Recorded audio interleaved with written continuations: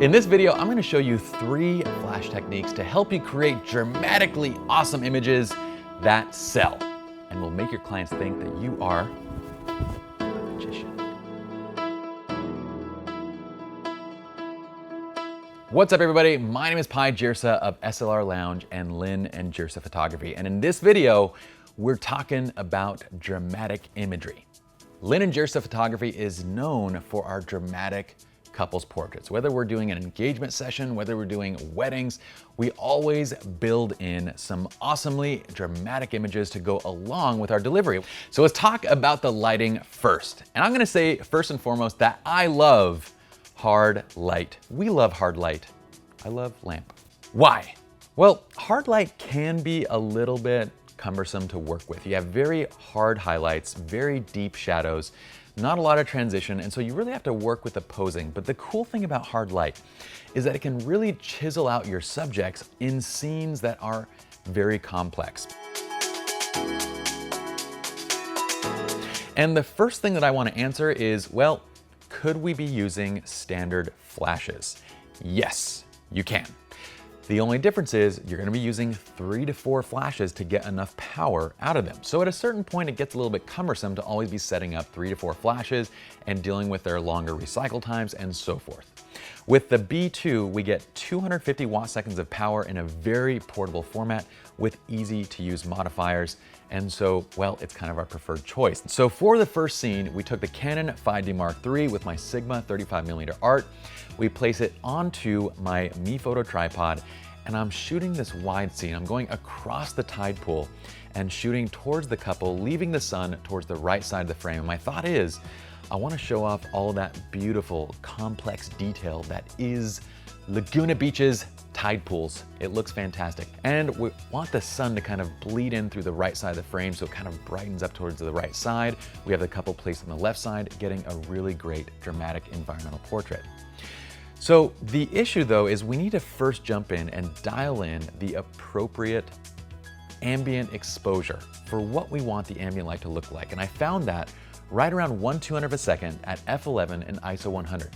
We got great dynamic range. We captured most everything into a single file. We got a really beautiful tone in the sky. The only thing was, when you look at that image with the couple standing in it, they're dark. They're about the same brightness as the shadow areas of the other pieces of the image. They're the same brightness as the other components. And because of that, they blend in. They blend in the background where I want them to kind of be chiseled out. We know that our eyes are drawn visually to the highlights in an image. From that point, I had my assistant grab the B2. We pop on this reflector. This reflector is a simple little modifier that's just gonna direct light towards the area that we want it. Because this has an open face on it, if we pop a shot without the reflector, the light's kind of just going everywhere. So once we're good to go, I have my assistant holding that light right to their left side. So if the sun's coming from this side, the assistant's lighting from this side to give them a main light to pump them up. And we get the final image where we have this beautiful grand scene with our subjects chiseled out towards the left side with that sun bleeding in from the right. Now, you're probably gonna notice that we still have the assistant in the actual shot. And this is why the camera is on a tripod. We take one shot with the light in there, we take one shot with the assistant removed, and that's our plate shot. For the second shot, I chose my ambient exposure at 1/200 of a second, f14, and ISO 200. And the reason why I went to ISO 200 is because I have these waves crashing in and I want to capture kind of the waves and keep the shutter speed a little bit quicker so we can freeze that motion if it is present in the shot. We end up getting the image that you see here, which doesn't have any light added to it. And once again, we need to add light. So this go around, I have my assistant once again grab the B2. We're firing basically at full power now because he's a little bit further from our subjects, with the reflector on again to kind of guide that light directly into them. Once that wave comes over and washes in, we pop the shot and we get this final image, which has beautiful tones. We have our sun as a backlight, that natural vignette pulling in, great color, a very dramatic, really cool scene, which I think for dramatic scenes, things like dips and kisses and those kind of romantic things work fantastically well. So for this second lighting setup, we're now using the sun as a backlight and we're using the Profoto as our main going into her side. leaving his side in a little bit of shadow and just balancing the ambient light for a little bit of fill to kind of reach those shadows that might be a little bit dark, as well as to freeze the motion in the ocean. That worked out perfectly. Okay, so let's move on to scene number 3. And we're actually heading back now. We're not finished with the shoot, but we're moving back towards the cars because the tides are rising. And I started noticing with the crashing of the waves, we're getting a beautiful mist in the air. Now, whenever there's mist in the air, whenever there's rain, whenever there's fog, the first thing that always comes to my mind is backlight. Backlight, backlight, backlight, because it's gonna look fantastic. You get such a cool dramatic effect. For this go around, I have my assistant take the reflector off because now I want the light to open up. And then he's walking over and I'm actually taking a little test shot just to get my ambient exposure.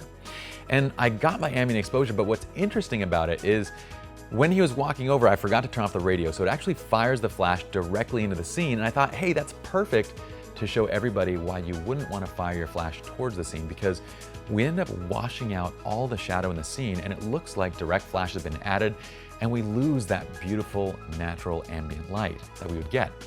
So once he got behind the couple, we have him place the B2 on a Manfrotto Nano stand. It's just a very small, easy to use and very portable flash stand. He set it right behind the couple and just hides it just below them, so as they pull together, the flash is hidden from view. Then at 1/100 of a second and f2 and ISO 200, right around 5800 degrees Kelvin, we pop the shot and we get this beautiful backlight that kind of lights up our couple. We have great tonality and this really cool image with our eyes drawn right in this little piece where this backlight goes off and we have the fog and mist around them that kind of creates a little halo around our couple. So those are 3 different lighting techniques that you can use: bare bulb flash, hard light, to create really cool and dramatic effects. Now let me talk for just a moment about why we create these images. Well, for us, these dramatic environmental portraits play a part in every single shoot. And basically what we're doing is, in a typical engagement session, we're gonna go out and shoot a variety of images, including natural and candid imagery, playful imagery, some traditional shots, and our dramatic photographs. These images draw attention, and when placed in front of a wedding reception, when placed online via social media, when placed on your blog, they're gonna attract people to you as they attract people to us. And in fact, we get a lot of clients that come to us that hire us specifically because they see these photographs, and when we get their mood boards, the mood boards actually look nothing dramatic at all. They might want us to shoot something bright and airy, they might want a completely different look, but they hire us because they figure that if we can create those kinds of images, we can do, well, anything, because we are magicians. I feel like that's gonna be my catchphrase, my little symbol. I really don't want it to be, it's just gonna be that way. Anyway, I hope you all enjoyed this little tutorial. If you guys liked it, please click like below, subscribe to the channel, comment below, let us know what you think so that we can keep on making more of these little tutorials for y'all. My name is Pi, and I'll see you all in the next video.